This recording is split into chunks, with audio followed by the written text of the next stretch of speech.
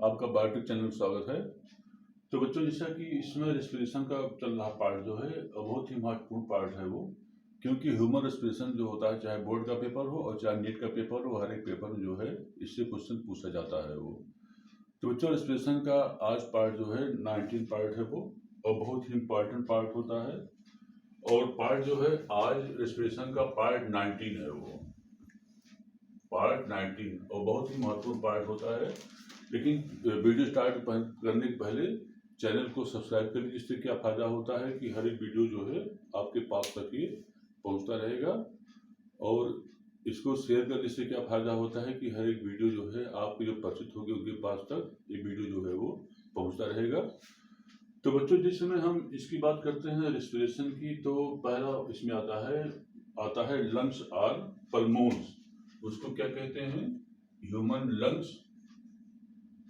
Lungs are, इसे हम पल्मोन्स कहते हैं वो। बड़ा इंपॉर्टेंट पॉइंट है ये, क्योंकि क्वेश्चन जो है वो इससे बनता है कि लंग्स आर पल्मोन्स क्या होता है वो। तो लंग्स आर पल्मोन्स जो होता है, ये हमारे जो होता है मेन रेस्पिरेटरी ऑर्गन्स होते हैं। माने जो मेन जो होता है मेन रेस्पिरेटरी ऑर्गन्स होते हैं। रेस्पिरेटरी नहीं बल्कि रेस्पिरेटरी ऑर्गन्स होता है वो, main respiratory organs, respiratory organs है ये। अब जिसमें हम रेस्पिरेशन की बात करते हैं, तो इसमें ये आता है कि रेस्पिरेशन जो होता है लंग्स और पल्मोन्स जो होता है, यह जितने टेरेस्ट्रियल एनिमल होते हैं, जैसे ह्यूमन हो गया और बंदर हो गया, जो है खरगोश हो गया, रैट हो गया, एलिफेंट हो गया, इन लोगों में क्या होता है रेस्पिरेटरी ऑर्गन्स के रूप में जो होता है लंग्स और पल्मोन्स जो होता है मुख्य होते हैं वो, जो कि एक जोड़े होते हैं। ये देखिए यहाँ पर राइट लंग है वो, और ये क्या होता है, ये लेफ्ट लंग होता है वो। अब आती है कि ये जो होता है ये शंक्वाकार होते हैं। शंक्वाकार माने क्या मतलब, इनका जो होता है कोनिकल शेप होता है। और ये जो होता है हृदय, और जो हमारा जो होता है जो लंग होते हैं, हृदय और मीडियस्टिनम, ठीक है, हृदय और मीडियस्टिनम के इधर उधर दाएं और बाएं ओर, माने क्या मतलब, इसमें क्या होता है एक पल्मोनल माने कि फुफ्फुसा अवड़ी गुहा होती है, उसी में क्या होता है ये दोनों जो होता है विशिष्ट होते हैं। अब होती है कि इसमें जो माने कि जो देह गुहा वाली होती है उसमें मेम्ब्रेन, उसको हम पेराइटल प्लेरा कहते हैं। और जो फेफड़े की गुहा होती है इसे क्या कहते हैं, मेम्ब्रेन होती है, इसे हम विसरण प्लेरा कहते हैं। माने कि दो इसमें मेम्ब्रेन होती है, एक वो जो देह गुहा वाली, देह भित्ति वाली होती है, उसे हम पेराइटल प्लेरा कहते हैं। और जो फेफड़े वाली होती है इसे क्या कहते हैं, हम विसरण प्लेरा कहते हैं वो। और जो दोनों के बीच में गैप होता है इसी को हम प्लूरल कैविटी कहते हैं। कभी कभार क्या होता है कि दोनों के मध्य जो होता है एक तरल पदार्थ, लिक्विड पदार्थ इकट्ठा हो जाता है, तो इसमें इससे एक डिजीज आता है, और इसी को हम जो है प्लूरिसी डिजीज कहते हैं वो।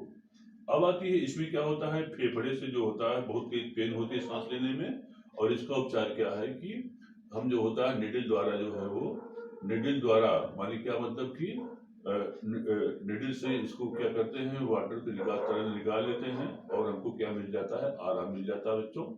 अब आते हैं कि जो हमारा फेफड़ा होता है, देखिए यहाँ पर राइट लंग है और यहाँ पर क्या होता है, ये लेफ्ट लंग होता है। ये दोनों स्पंजी होते हैं।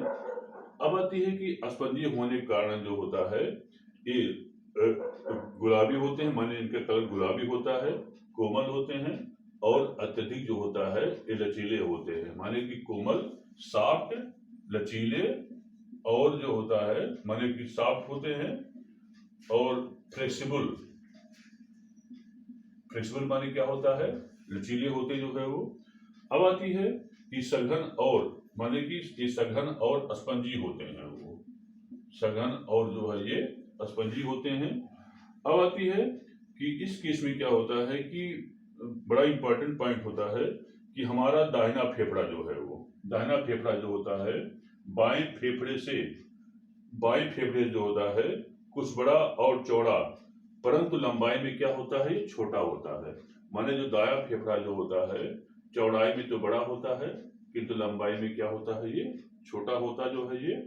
अब आती है कि इसमें क्या होता है, इसका माने कि ये एक कॉनकेव शेप होता है। कॉनकेव माने क्या मतलब कि ये अवतल होता जो है वो, और डायाफ्राम माने कि डायाफ्राम जो होता है, डायाफ्राम की ओर क्या होता है ये कॉन्वेक्स, कॉनकेव कॉन्वेक्स माने क्या होता है ये उभरा हुआ होता जो है वो।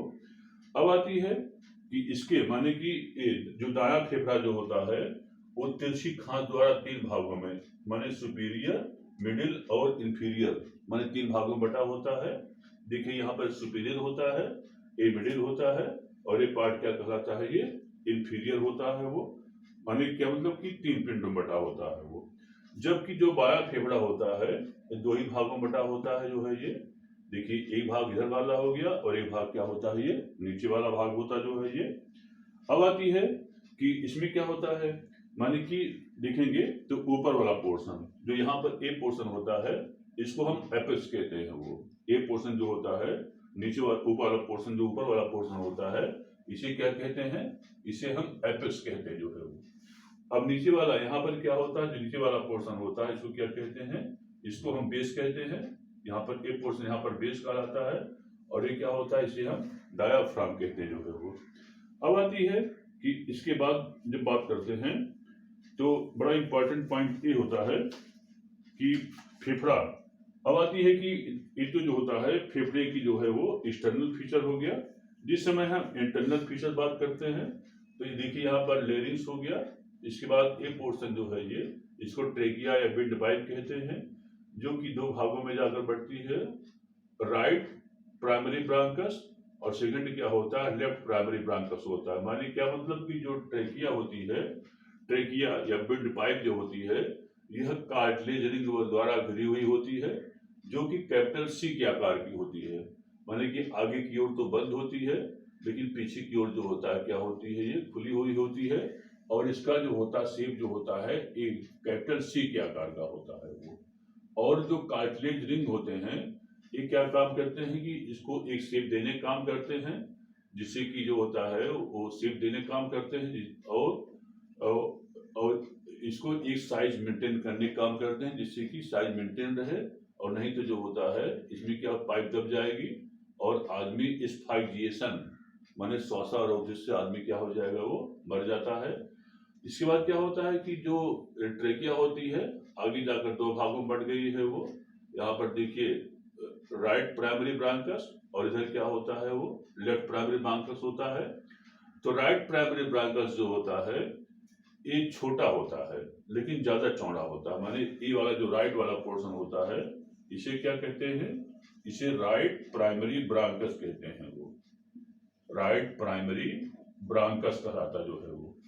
तो ये जो होता है छोटा होता है लेकिन चौड़ा होता है वो। लेकिन लेफ्ट प्राइमरी ब्रांकस जो होता है ये क्या होता है, लंबा होता है किंतु क्या होता है, ये पतला होता है वो। अब आती है कि लेफ्ट प्राइमरी ब्रांकस जो है यहाँ पर भी कार्टिलेज जो होती है रिंग पाई जाती हैं। इसके बाद क्या होता है कि ये लेफ्ट प्राइमरी ब्रांकस जो है देखिए यहाँ पर ये दिखाया गया है ये। तो लेफ्ट प्राइमरी ब्रांकस आगे जाकर के सेकेंडरी ब्रांकस में बढ़ जाती है, जिसे कि हम लाबुलर ब्रांकस कहते हैं। और यहाँ पर जो होता है कार्टिलेज प्लेट्स पाई जाती हैं वो। और एक कार्टिलेज प्लेट्स क्या काम करती हैं, इसको एक पर्टिकुलर साइज देने का एक काम करती हैं वो। इसके बाद कार्टिलेज जो सेकेंडरी ब्रांकस होती हैं ये आगे जाकर के और शाखाओं बढ़ जाती हैं, जिसे कि हम टर्सरी ब्रांकाई कहते हैं।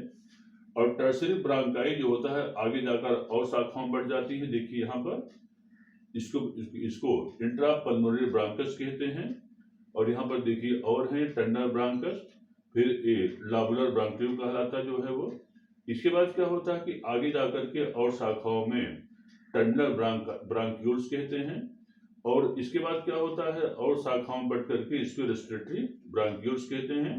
और रेस्पिरेटरी ब्रांक्यूल्स जो होता है अंत में जाकर के अंगूर के गुच्छे के समान एल्वियोलर डक्ट बन जाती है। एल्वियोलर माने कि ये क्या कहलाती हैं, अंगूर गुच्छे समान रचना बन जाती हैं, इसको हम एल्वोलाई कहते हैं वो, या वाव कोष्ठक कहलाती हैं।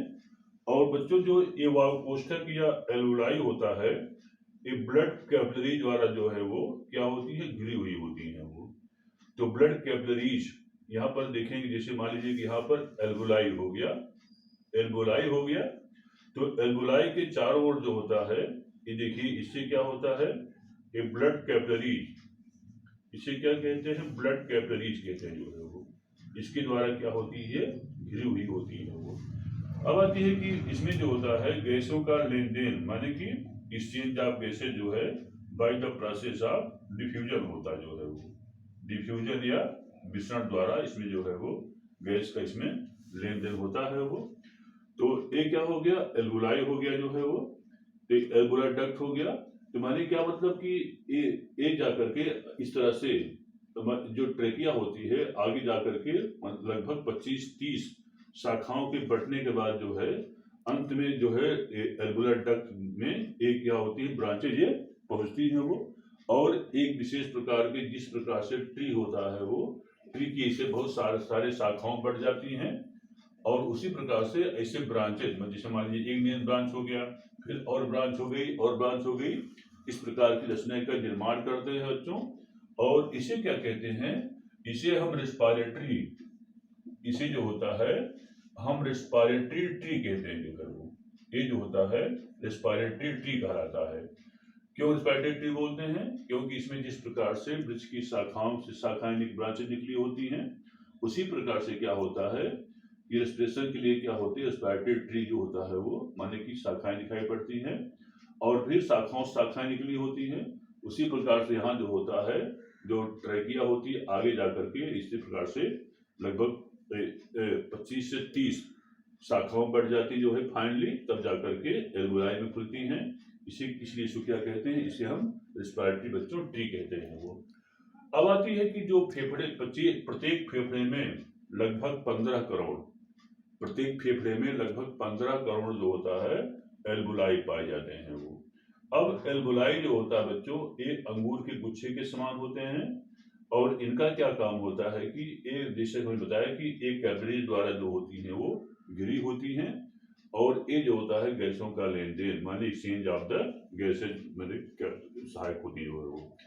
अब आती है कि जो ये ब्रांचिंग होती है वो बड़ी ही सघन ब्रांचिंग फेफड़े में बहुत दिखाई पड़ती है, इसको ब्रांचिंग कहते हैं वो।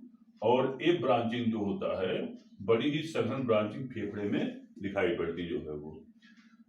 इसमें क्या होता है, तो अब आती है कारकी के आधार पर जो रेस्पिरेटरी होता है, इसे हम दो भागों में बांट सकते हैं वो।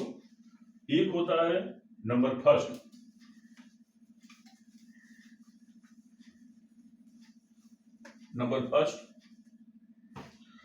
फर्स्ट होता है एयर कंडक्टिंग जोन,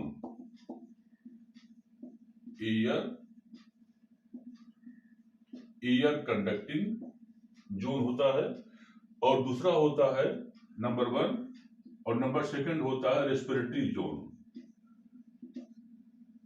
नंबर 2 होता है रेस्पिरेटरी जोन।